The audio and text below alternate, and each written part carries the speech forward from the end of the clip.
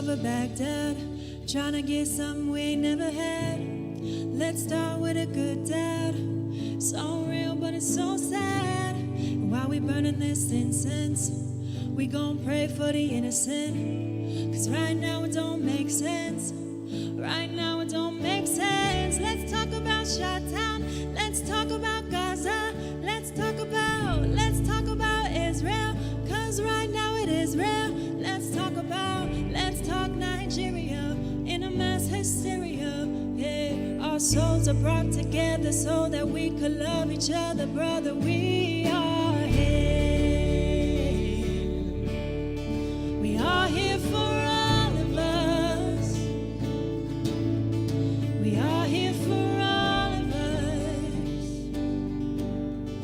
That's why we're here. That's why we're here. We are here. Guns made it hollow. Be a crime is a problem. They wanna run, they wanna rob her. Single mother, where they come from. And how we gonna save the nation with no support for education? Cause right now it don't make sense. Right now it don't make sense. Let's talk about our part. My heart touch your heart. Let's talk about dying. Not enough about dying, not what we're all about. Let's do more giving, do more forgiving. Yeah. Our souls are brought together so that we can love each other, sister. We are here. We are here for all of us. We are here for all of us. That's why we're here. That's why we're here. We are here. We are here for all of us. We are here for all of us. That's why we're here. That's why we're here. We are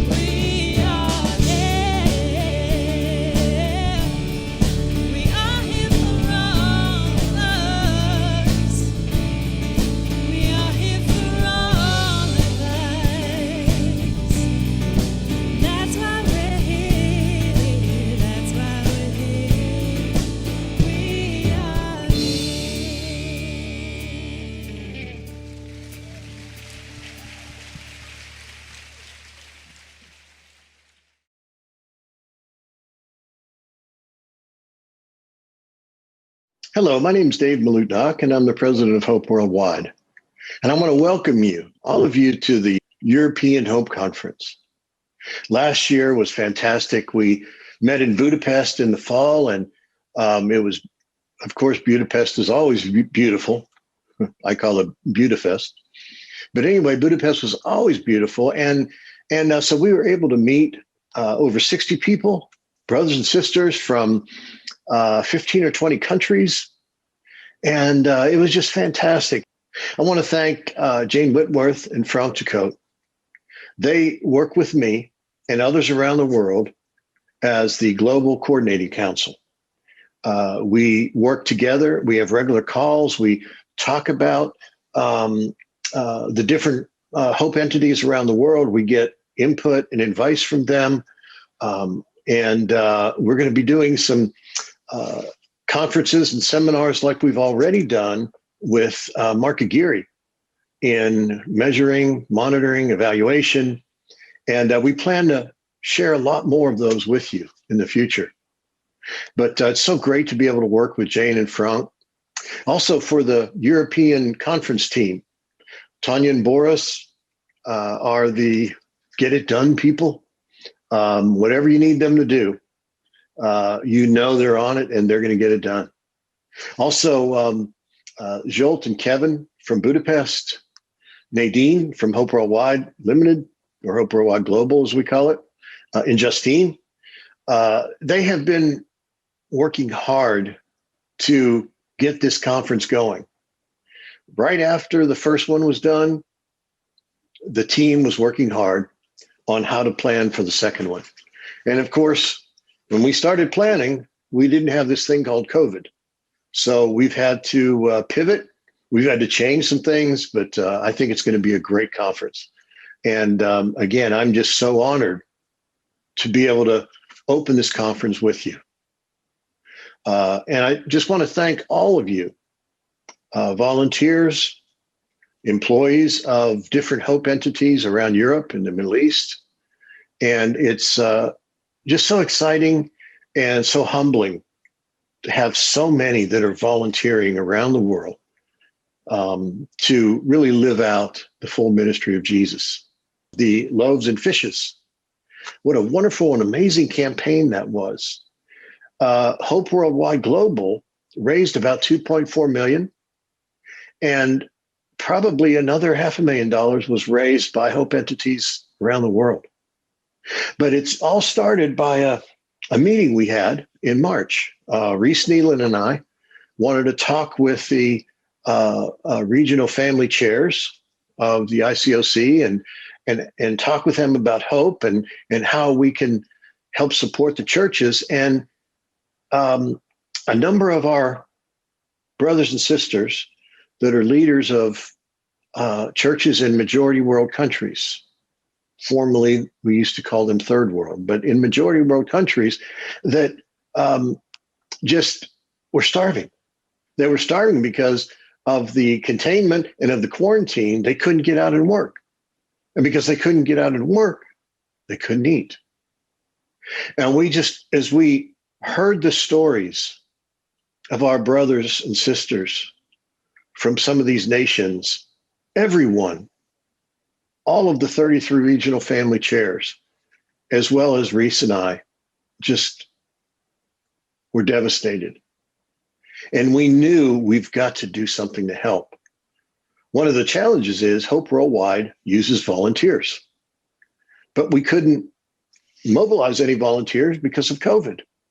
So we just got together and thought, what can we do? And the idea of the Loaves and Fishes campaign came out. Why don't we do what Jesus did? He took what little he had and fed thousands. At the time, we had about $40,000 that we were able to use. And we knew around the world that wasn't going to go far. But we asked and we asked churches, we asked individuals, we asked our youth, and some of our youth put on a concert that raised almost $150,000.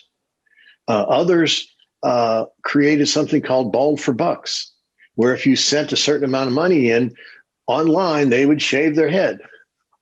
I don't know why nobody asked me to shave my head, but I don't know. Maybe it's because I don't have any hair. But so many of our youth and even some adults, even Nadine Templar, online, you could see them on Facebook Live, getting their head shaved to raise money. All in all, Hope Worldwide raised about $2.4 million for Loaves and Fishes. Some of it, about $400,000 worth, were corporate funds for specific things that we asked for. But the majority of the money was given by church members, their families, churches. And to date, we have sent almost $1.4 million to over 65 nations, 250 churches, and have helped over 50,000 disciples have the bare necessities, food, medicine, various supplies to help them live. And that's the Bible, right? That's what Acts 4 was all about when it said, no one was needy.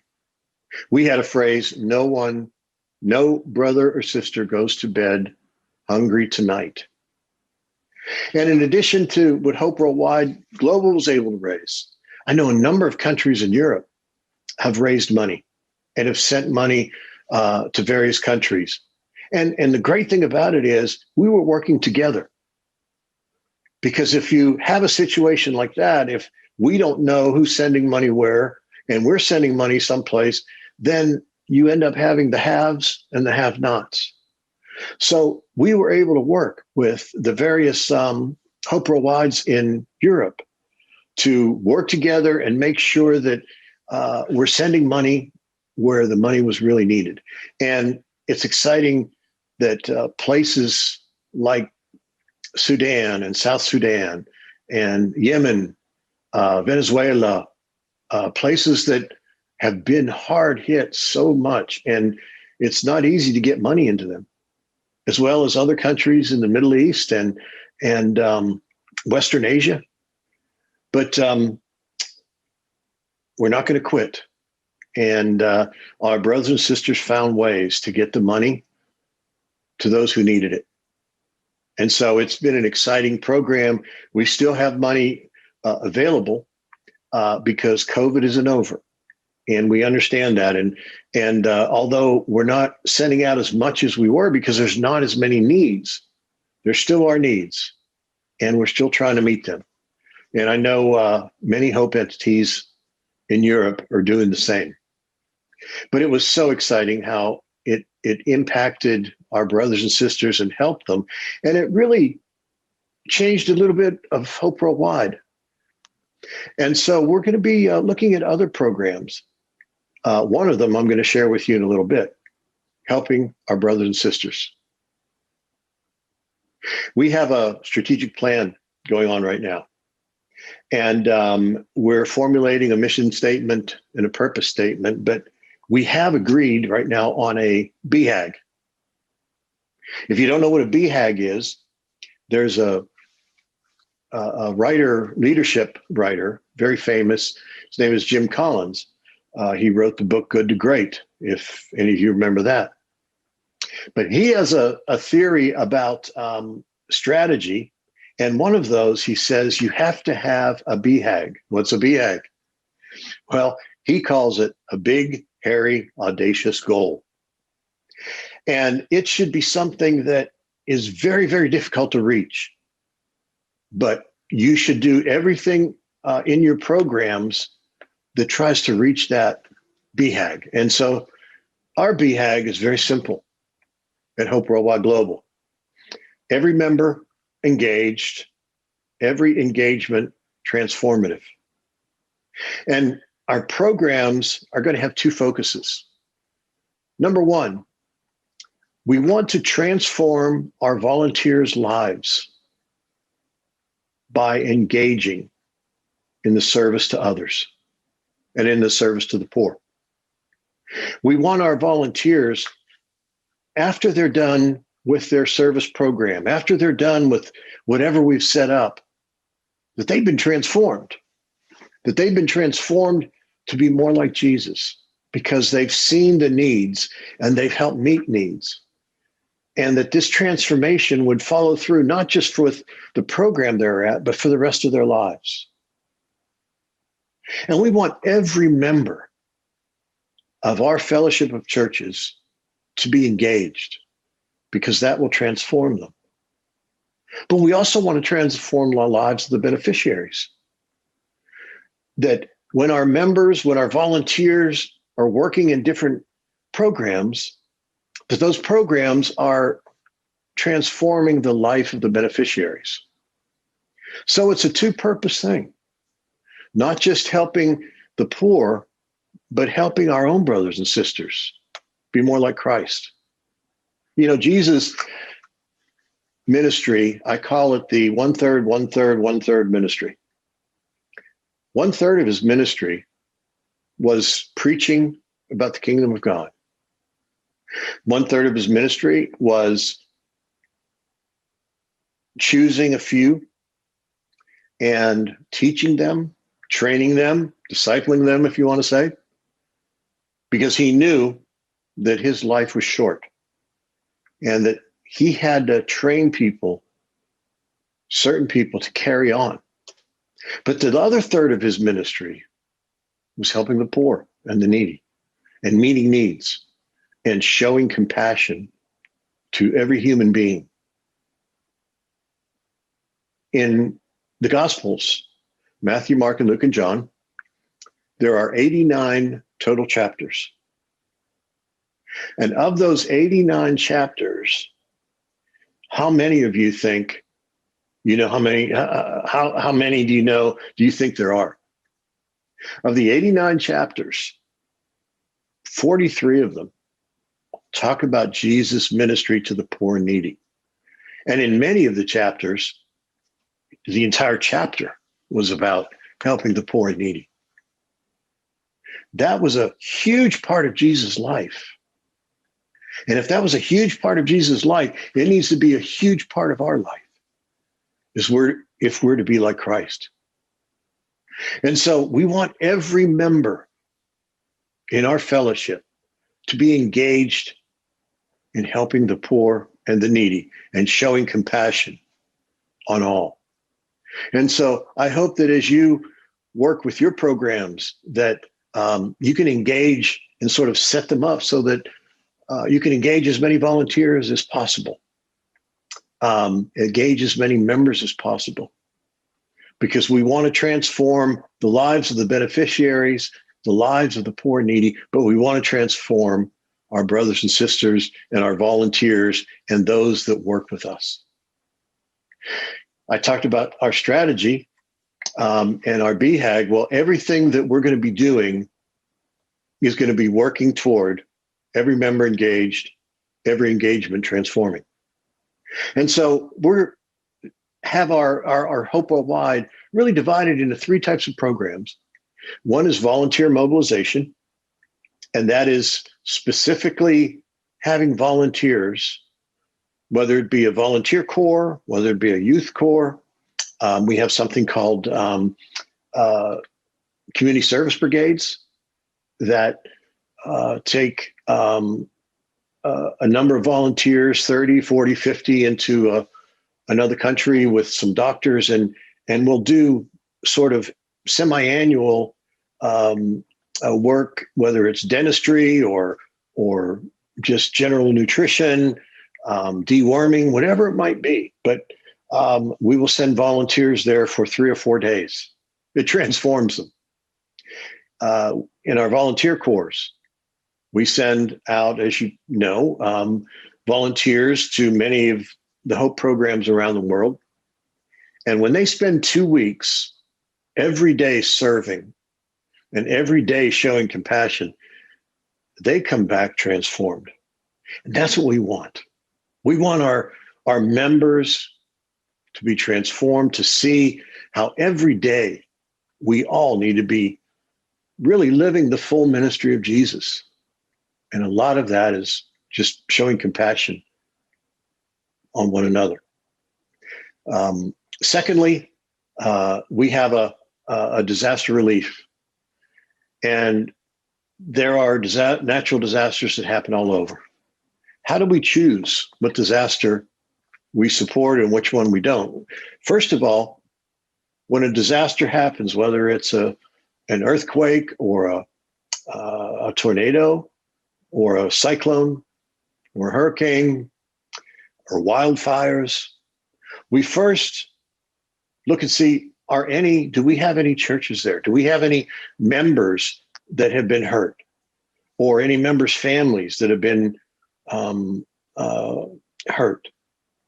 And then if there are churches in those areas, we first try to help our brothers and sisters. But secondly, we try to mobilize all the brothers and sisters in that area to work with us to provide disaster relief to those who've been decimated by some sort of disaster. In places where we don't have churches, we just don't have the resources, and we don't have the people to be able to go in and help out. But where we have churches, that's where we have volunteers. And where we have volunteers, we will try to provide the resources necessary to really help the members be like a light on the hill. That even though the area has been devastated, that the brothers and sisters are there helping their neighbors.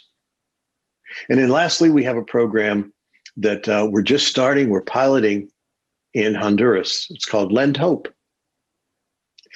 We believe that we need to be giving hands up, not a handout necessarily, but giving a hand up to our brothers and sisters that are in poverty but want to get out of poverty. And so the program is simply, they go through a training that we've developed online to learn how to be an entrepreneur.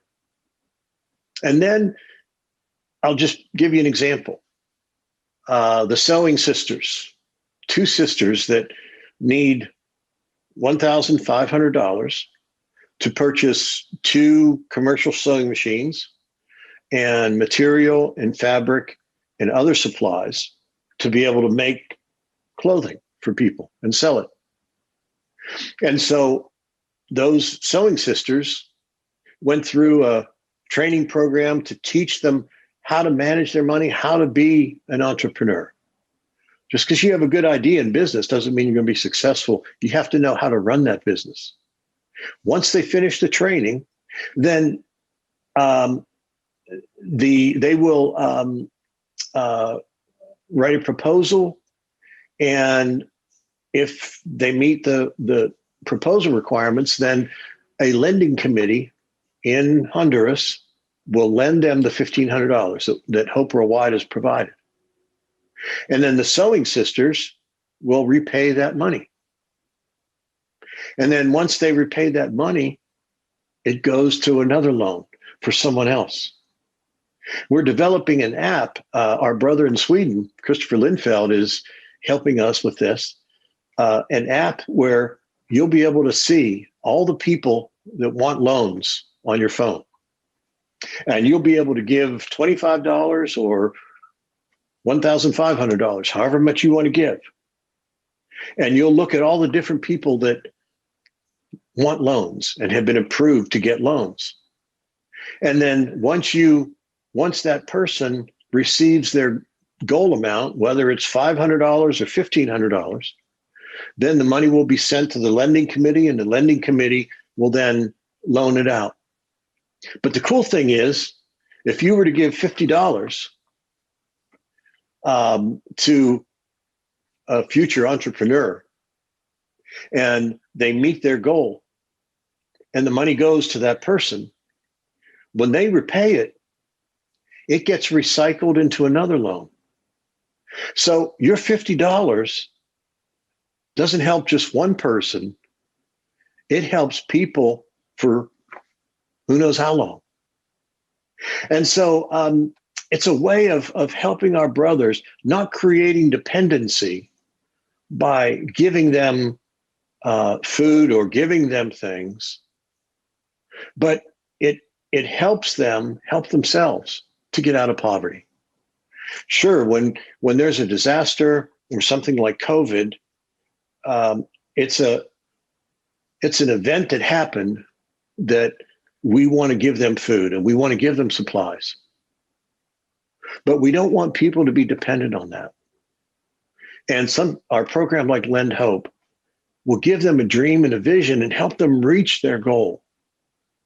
And we hope that throughout the world, we're going to have so many successful entrepreneurs as our brothers and sisters that will better their lives to be able to help others. Lastly, I want to share something with you from 2 Timothy chapter 3, verses 3 through 7. And I have my old time version of the Bible. It's on paper, but I'll read that. And let's all read that. 2 Timothy chapter 2, verses 3-7. Endure suffering along with me as a good soldier of Christ Jesus. And as Christ's soldiers, do not let yourself become tied up in the affairs of this life. For then you cannot satisfy the one who has enlisted you in the army. Follow the Lord's rules for doing his work, just as an athlete follows the rules, or else he's disqualified and wins no prize. Hardworking farmers are the first to enjoy the fruit of their labor. Think about what I am saying. The Lord will give you understanding in all these. I've struggled with that for quite a while. I've struggled with what really does that mean? And I've read different commentaries, but an insight that the Holy Spirit helped me to see. If a soldier is in a war, if a soldier's fighting and they get tired and quit, or they just don't want to go on and quit, they will never taste the victory. If an athlete is competing for a prize and that athlete halfway through the race gets tired and says, I just don't want to do this anymore, the athlete doesn't have a chance to win.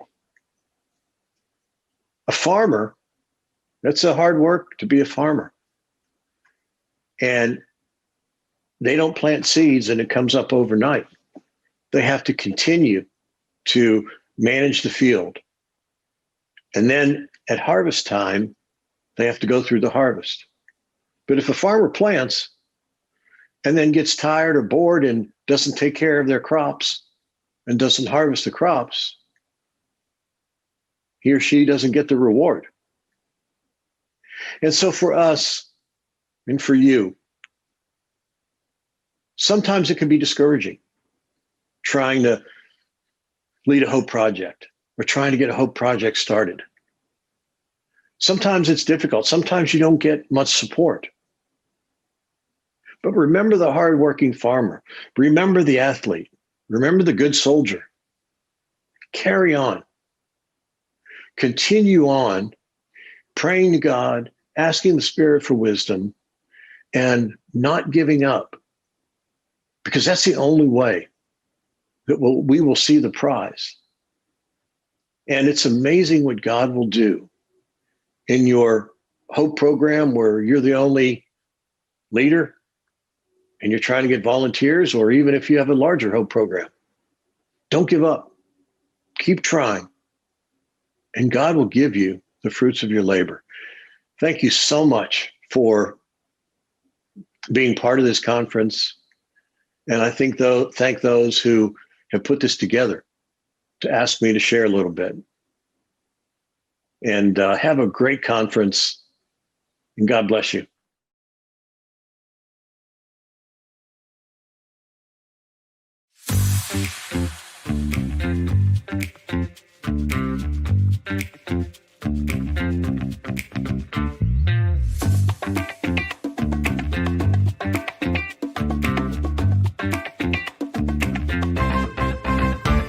Over 90 households benefited. So on behalf of the brothers and sisters here in Jamaica, we thank you for your selflessness and your kindness. I just wanted to say a huge thank you to Hope. The food packages that we deliver contain about 1 month's supply of basic essentials and food items to feed a family of 4. I really want to thank everyone who put a hand for us to have food in our houses. Gracias a Hope por ayudarnos en estos momentos difíciles. Gracias, Hope. And I just want to relay our heartfelt gratitude to you. Thank you, Hope Worldwide. God bless you.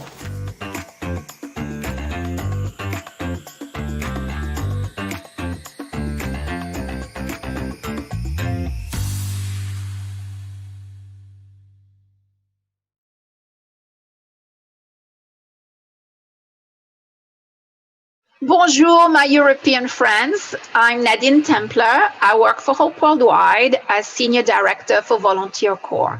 I'm going to share for a couple of minutes on Volunteer Corps. This is a program that started about 26 years ago as Hope Youth Corps, where groups of teenagers and campus students, mostly from the US, would go and serve somewhere around the world for 2 weeks. And this went on for about 20 years, and it was a very successful program. However, about 6 years ago, when I started leading this department, parents and singles and older people started coming to me saying, hey, it's not fair that only young people get to go on these trips. So what about us? And so now we have a variety of programs. We still have Hope Youth Corps. In fact, last year in Berlin, Germany, we had a very successful big group as a Hope Youth Corps. But we also have singles corps now. In fact, this coming year, 2021, we have a singles corps going to Lebanon, one to South Africa, and one right here where I live in Kathmandu, Nepal. It will be led by Louis Lenoir from Paris and Eleanor Frost from London. We also have medical corps. Again, next year in July, there will be a medical corps coming here to Kathmandu, Nepal, led by a young dentist from London, Ben Dannett. But by far, the most successful and popular program right now is what we call the Volunteer Corps. It's an all generations, all ages trip, so anyone can come. Young people, old people, families, parents, children, singles, retirees, and we will have a Volunteer Corps serving in Budapest, Hungary next July. For all of those trips, you don't have to be a disciple. Disciples, non-disciples, your friends, anyone is welcome. Those are what we call our open trips. Anyone can apply from anywhere. And it's really fun because you'll be on a volunteer course somewhere or a youth corps with people from literally all over the world and serve together for 1 or 2 weeks. But we also have what we call our closed trips. Closed trips are trips specifically designed and organized for a particular group, a particular church, a group of churches, or a school, or a university, or a company. So if you and your friends, your church, your ministry want to go and serve together somewhere, we can organize a special trip just for you. We did that for the UK churches a couple of times. And this coming year, the churches in Alaska have asked me to organize a trip for them right here in Kathmandu, in Nepal. And the Scandinavian churches have asked me to organize a trip for them to Zambia at the end of June. We also have another opportunity for people who want to serve for a longer term. Maybe you've been on a volunteer corps already, or you want to do a gap year, or you have a special skill to offer, or you're retired and you want to serve longer term. We have what we call service corps, where you can go somewhere and offer your services for several months or even a year or two. So that's service corps. Now you say, well, I don't have the money to travel. You know what? We have scholarships. We have scholarships you can apply to offset the cost of your trip. Now, the philosophy behind our trips is not one where we think that we're going to go and serve somewhere and change the world, or we're going to tell the local people what to do. Those programs where we serve are run year-round by very capable and experienced Hope Worldwide staff. When we go and serve in Zambia or in Indonesia or in Bolivia or any of those places, we go in humility, we go ready to learn, we go ready to give and serve, but the concept is one of mutuality, where we give and we learn. There's respectful service, there's an attitude of humility, of learning. When our volunteers go home, they're very often transformed and they're more ready to give in their local congregation and with local service opportunities because of what they learned on those trips. So the trips for next year have been announced. They're on the Hope Worldwide website. You could check that out. And registration will open on January 1. Let's pray that COVID goes away so that we can travel again. And right now, I will give the floor to Sebastian Buck and Madison Stringer, two of our global service interns, Europeans, who will share about some other aspects of Volunteer Corps. Thank you. Hello, everyone. My name is Sebastian Buck. I am part of the Global Service Internship Program, and I currently live in Berlin, Germany, where I work for the European Center for Human and Constitutional Rights as a legal assistant. I'm super excited to be here with everyone. I'm truly honored to be speaking to each and every one of you, and I hope that you're all well, despite the pandemic that we're currently facing. I would like to share with you just some thoughts on how we can be more involved and how we can start more cool projects as Hope Worldwide. I think it's very intimidating to start something new. I think we can all relate to that. It's hard to find a place to start, and I totally understand where you are. I feel like it's very hard to know how to translate a heart that has the passion to do something good into actual sustainable impact and a program that can actually do great things. I first kind of had my introduction to Hope Worldwide when I went on Hope Volunteer Corps in Cambodia in 2017. That was over Christmas. So I was 18 years old. I just came back from Cambodia and I just was like, oh, like I want to do something, but what can I do? And it's hard. It's hard to identify something to do. I knew I wanted to do something good, but what does that mean? Where do you even start? There's so many problems. Like, who am I to choose my worthy cause?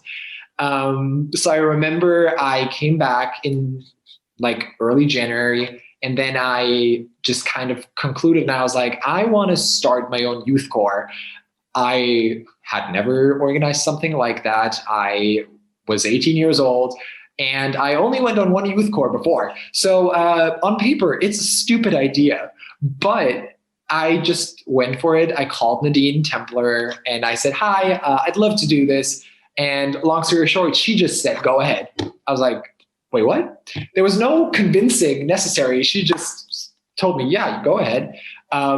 And we went ahead with it. And me and my incredible partner in crime, Justine Topus from Berlin, we threw together this program. Was it challenging? Yes. Was there many curveballs thrown our way? Oh, absolutely. These things never go right. And that's, I think, one thing you can all prepare for. When you want to start a program, it's not going to go right. Like, there's going to be flaws in your thinking, and that's okay. I do think the main thing is just getting started, because I do know that we Europeans, we love our planning, and that's great. However, we sometimes get caught up in the planning, and we kind of identify all the reasons why something wouldn't work in advance before even trying. And I do think we should do risk management. That's valid. However, if our assessment stops us from doing something in the first place, I think we need to reassess our own thinking, because we are called as disciples to have an impact. And I do think service is a major way we can do so. It's a way that we can actually improve our communities. And as an amazing side effect, we can show people the gospel. Like, we don't even have to tell them that we're Christians. It's so nice because we just show them that we're different. You know, they know, because who goes out and serves food to homeless people, or, you know, mentors refugees? Like, who does that? And I think another thing I would really like to share is that no effort is like unseen, if that makes sense. Everything we do has an impact in the long run. And I do think one thing for me that I was scared about starting a program was, well, like, it's not going to have a long lasting impact. Like, it's not going to, you know, it's not going to change the world. And, you know, it's not about changing the world. It's about changing someone's world. And I think that's something I hold very dear to my heart, is we are called to make people's lives different. And that does not necessarily mean coming up with this revolutionary plan. If you have one, great, go ahead. I'm not saying don't do it, but I'm just saying don't let something stop you just because it's a small idea. That does not mean it's a bad idea. So that's all I have for tonight.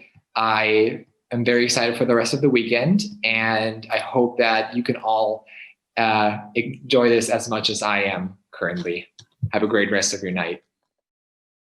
Hi there, I'm Madison Stringer from Lyon, France, born in Calgary, Canada. And today I wanted to talk about the GSI program, the Global Service Internship. and just the different opportunities that I've been able to have through it as a young leader, as a young woman, and just the different things that it's taught me. So I want to start in 2015 when I was 17. And that summer, I saw Nadine Templer, and I asked her how I could maybe serve somehow. And she told me that Christmas she was going to the Philippines, and that I should come with her. So, it didn't take much. I saved up, and then that December I flew across the ocean. And I didn't really know what to expect. I kept hearing all these stories, testimonies of people having their views and their lives changed, and I just wanted to check it out. And that was my first Hope Volunteer Corps. What I saw was a humble community, a community full of love, focused on serving each other, that just welcomed us. And that was the Philippines. Obviously, there were 70 other participants that added to that experience. A bunch of people who just weren't afraid of standing outside in the sun all day, who would wake up early to watch the sunrise. And I just saw Christians who loved God and who devoted their time to put into practice what he asks of us, to love our neighbors. And I think when you think about these trips, maybe you want to serve, or maybe you want to get out of your comfort zone. Maybe your parents sent you. Maybe you're the parent who sent your child. But all I know is that I've been hearing about these trips for quite some years. People go on them, then they come back. And what I always hear is individuals wanting to do more. What does it mean to do more? I think it's different for everyone, but people want to love more. They want to serve more, be more thoughtful, be more compassionate, patient, driven. And I think that in order to do more, to be more, you need to have some sort of goal and take steps towards it and just take initiatives. Sometimes you might, take those steps on your own, and sometimes it's the people around you, maybe those who are on the trip, who are in your hometown, close friends of yours, or not so close, but people that inspired you. I think they can be the ones who guide you and help you find what that goal is. But as for me, I'd say it was a little bit of both. Nadine talked to me about joining the GSI program, and I didn't join right away. I didn't know if I was the right fit, if I had the right profile. And then she talked to me about it again, and she helped me figure out what my goal was. Surely enough, after following the GSI training program for a year, I led my first trip in Les Cayes, Haiti. Oh, sweet Haiti. And then the following trip, I led it again. And it's quite something to be with a bunch of kids every day. We were in an orphanage, and they're just always trying to grab a hold of you, and they just want to dance. It was just 2 weeks of inspiration, laughter, tears, humans. And leading a trip with all of those things going on, it's quite something. And I think that what that internship allowed me to have was it allowed me to get a vision that allowed me to gain confidence. I received proper training, and I had opportunities to put it into use on the fields, not only in Haiti, but also in my hometown. I was asked to get more involved in my church. During my first year of training, my campus leader asked me to lead the next Bible talk. I was taken aback. I had never seen, first of all, women lead a Bible talk with men. And I would never have taken the initiative if he had not asked me. And so I talked about shame. I spent so much time finding the right words and researching on the subject. In that Bible talk, it made me realize what I wanted to do as a career. It led me to change my course into a research program in order to learn about people and understand how our emotions work and just teach people in the end. That's my goal. So that experience leading that Bible talk, it taught me 2 really important lessons. First, that people believe in you, even though you might not, just like Jesus trusts and believes in his disciples. Second, you don't know how an opportunity will affect your path, and so you just need to seize the ones that come your way. It makes me think of Sebastian from Germany, who's going to talk today. Now, Sebastian is a go-getter.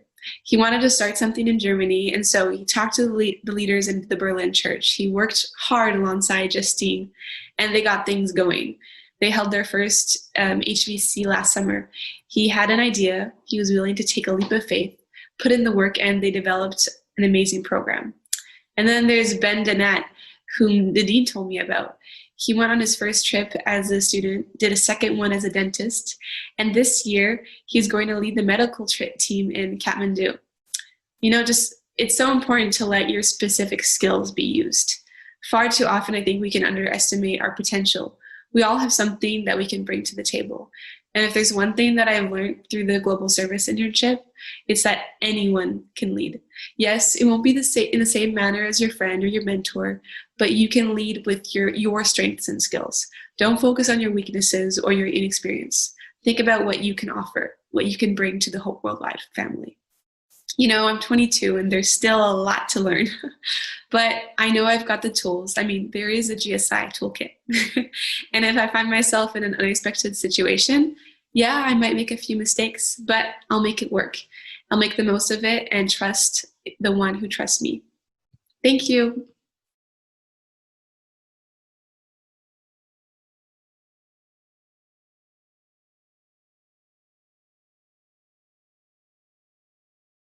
Good evening, everybody. I am pleased to welcome members from different European countries on this conference call about working together, a case study on how we can work together. And this really came about as a result of the European conference last year, when we decided that it would be useful to have some training and to do that online as a way of connecting with each other. And one of the areas where we thought we needed some help was in monitoring and evaluation. And so we fortunately have an expert, Dr. Mark Aguirre, who's the country director of Hope Worldwide South Africa, and he agreed to do the training for us. So Mark, please can you just start by telling us why we need monitoring and evaluation? Well, thanks, Jane. Let me just say it's been an absolute honor and joy to partner with Hope Worldwide UK and the Hope Worldwide programs in Europe on this webinar series on monitoring and evaluation. And a big thank you to Hope Worldwide UK for making this happen and being really the driving force behind the series. And this series is part of a broader vision about building the capacity of our organizations to deliver effectively on our mission, not only now, but also into the future. And monitoring and evaluation is all about designing strong programs that we can monitor and measure, programs where we can see the impact we're having. So it's a vital part of program design and measuring program progress. Thank you, Mark. So we also have Sharon Clark with us, and Sharon was in Zambia with her husband and her 2 boys for 3 years. They were serving as the country directors for Hope Zambia. Tell us about your time in Zambia, Sharon. Well, when we arrived in Zambia, there were a few staff members working for Hope Worldwide Zambia, running kids clubs, but they weren't being paid salaries. They were running the kids clubs voluntarily. So we started applying for grants, and God blessed us with grants. And one of the grants that we were awarded was under the Dreams Innovation Challenge from the US government. And that included training. So I went on a 3-day monitoring and evaluation training course with one of my colleagues, where I really learned a lot about monitoring and evaluation. I learned that in order to have effective programs that really make a difference in the lives of our beneficiaries, we really need to plan our programs carefully. We need to monitor them and evaluate them to make sure that we're reaching the goals. Just to give you a quick example, in the Dreams program, we ran after school clubs for girls, where we taught various topics, including HIV education. And when the girls were due to do an HIV session, they had to fill in a pre-questionnaire to test their knowledge before the session. And then once they'd done the HIV training, then they filled in a post-questionnaire. So we expected their marks to go up in the post-questionnaires, but we actually noticed that their marks went down in the post-questionnaire. So we investigated and we found out that the facilitators who were teaching the girls didn't actually understand the HIV material themselves. So we had to retrain them, and then we repeated the HIV sessions, and then the girls got higher marks in the post-questionnaire. So that's just an example of how monitoring and evaluation actually helped our program to improve. Well, thanks, Sharon. You wouldn't have known that without carrying out that work. So someone else we have on the call is Maya. Maya is our new development assistant at Hope Worldwide UK. It's been great to have you involved, Maya. Perhaps you can tell us a little bit about what you've been doing with the training. Yeah, so I conducted some situational analysis research for the HOPE programs in Croatia and Czech Republic. And I basically researched the challenges and the barriers and also the opportunities that these programs are met with. So in the Croatia program, they provide workshops in children's institutions. So I looked into some of the risks associated with children's institutions and also common reasons for children being placed in orphanages. And in Czech Republic, the team there are designing a new program that will support single parents with children with disabilities. So I looked into the social benefit systems that are in place for these families and the challenges that they face as well in accessing support. And then my research was then used to create some log frames for these programs. And for me, it was really helpful to speak with Tanya and Petra, who run the programs in Croatia and Czech Republic, and just hearing about their vision for how these social issues can be overcome. And also it was really helpful for me to learn from Mark and all of his experience with developing log frames. And I think because of Mark's training, I feel a lot more equipped to just help out with monitoring and evaluation in the future. Thanks, Maya, that's really helpful. So we also have Dominique. Dominique is the president of Hope Worldwide Geneva and has served in Hope Worldwide for many years in Europe. So given that you've been involved with Hope Worldwide for so long, Dominique, why did you decide to do the training? In fact, in Geneva, we serve through a different organization because we don't have our own program. And at the beginning, I felt that maybe this training is not for us. But then I realized that it was a good opportunity for us to learn how to measure and evaluate what we do in Geneva and maybe to improve. And I'm sure we do. So, Dominique, what did you actually learn during the training? In fact, I learned that being willing to serve and having identified a need is not sufficient. So this training gave me a method to build around the need, and it gave me a structure, a process to analyze the needs, to identify the different way we can meet the need, identify appropriate action, and verify and measure, and if we reach the goal or not. And this was very practical for us to learn all that. And also it gave us a lot of extra resources to have an idea of what to do. Thank you, Dominique. And how has it actually been relevant to the projects that you run in Geneva? In fact, at one point in the training, we had 2 sessions about real examples from Croatia and Czech Republic. And we discussed those cases together, wrestling with the idea, what to do, why to do, how to measure. And it was really interesting to do that together. And for us also in Geneva, it was interesting because we had the same idea to develop this kind of program, but we didn't know if we can do or not. So we have decided with the board to really study our force and weakness and opportunities we can have in Geneva and through the training and the methods. And then we're going to try to find a new program that fits more to who we are. Thank you, Dominique. And just finally, we have Tanya, who is the president of Hope Worldwide Croatia. Tanya, I understand you have a program that's helping children in an orphanage, and you provide English language and other mentoring. How have you found the training helpful? Well, the training of MNE helps me to improve the quality of the service that we provide in the orphanage.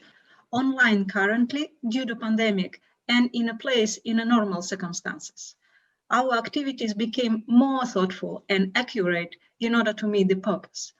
Meetings with volunteers became more interactive and also purpose-focused.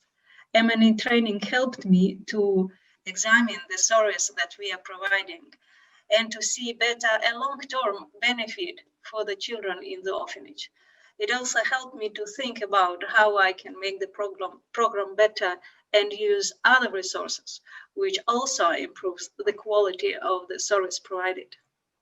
Thank you, Tanya. That's great. Mark, just to finish with you, you've obviously carried out the training for Europe. We're nearly finished our training, but you've also been training people around the globe, in Asia, South America, in America, United States. What's the feedback been like from the training? Right. Well, the feedback we've received has been absolutely tremendous.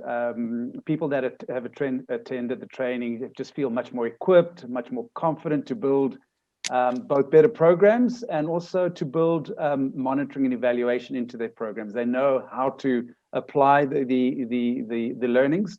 Also, we noticed that a lot of the people feel more united, both within the country and as Hope Worldwide, which has been really exciting. We've also seen some countries even report that they've used the monitoring and evaluation training to apply for grant applications, and a few have even won new grants because of the training. So very exciting just to hear that. That is really one of the goals of this training, is to build, to promote impact and sustainability. And then, like you said, Jane, just to see that we've been able to take this opportunity and expand it and extend it into other parts of the world, Asia Pacific, Africa, Latin America, and we're getting the same type of feedback. So very exciting. Again, really appreciate the initiative and very grateful for it. Well, thank you. Well, I hope you are beginning to see how much we can do when we work together. We're just a tremendous force for good. And there's just so much potential when we do this, and when we're unified in what we do. So I thank you so much for joining, and it's over to the next part of the conference. Bye.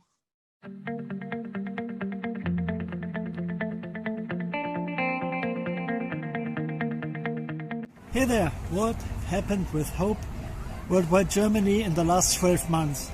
More than I expected, I must say. The last year ended with a classic, our annual Christmas party in the epic Hope Senior Center with the participation of many volunteers of all ages. The plans for 2020 obviously needed to be adjusted due to pandemic circumstances, but the leads did definitely not disappear. So our awesome Justine Topos teamed up with some of the campus students and other magnanimous individuals to help her seniors out, both physically and spiritually. They did plenty of errands, grocery shopping, and simply staying in touch by phone or in person.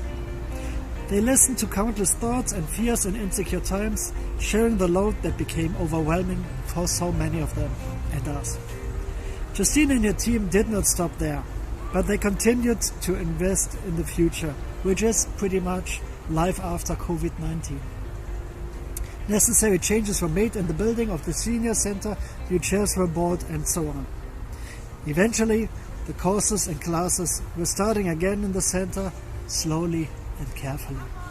The last project Hope Worldwide Germany was involved in was some fundraising for brothers and sisters in need in Western Africa. That was it.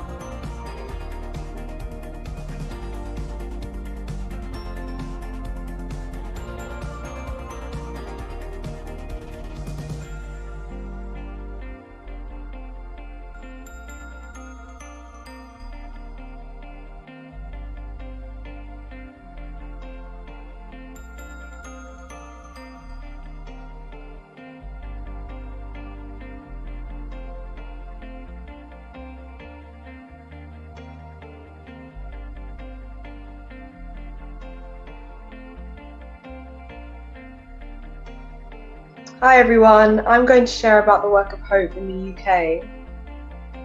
In the UK, our two-step program helps people who are homeless to find housing. The team receives over 1,000 referrals from different partners each year was able to house 279 people in the last reporting year. They also provided tenancy training to 504 people, and over the lockdown they even helped a youth worker who had been living on the streets to find a place to live on the very same day they had been referred to them, which is just a really encouraging story. We've also connected our supporters with opportunities to serve at night shelters in London. ODAT is our 6-month drug and alcohol rehabilitation program, supporting men with their long-term recovery. And of the 15 clients that ODAT worked with this year, 12 successfully graduated from the program, and 8 of the graduates are still making a strong recovery. The ODAT team is working to provide graduates training so that they can learn the skills needed to reintegrate into society. Here is a picture of George, who is one of the ODAT graduates, and he recently set up his own fundraiser for us. And we've also been able to support 9 international programs, including disaster relief, a women's empowerment program, and early childhood development. Thank you.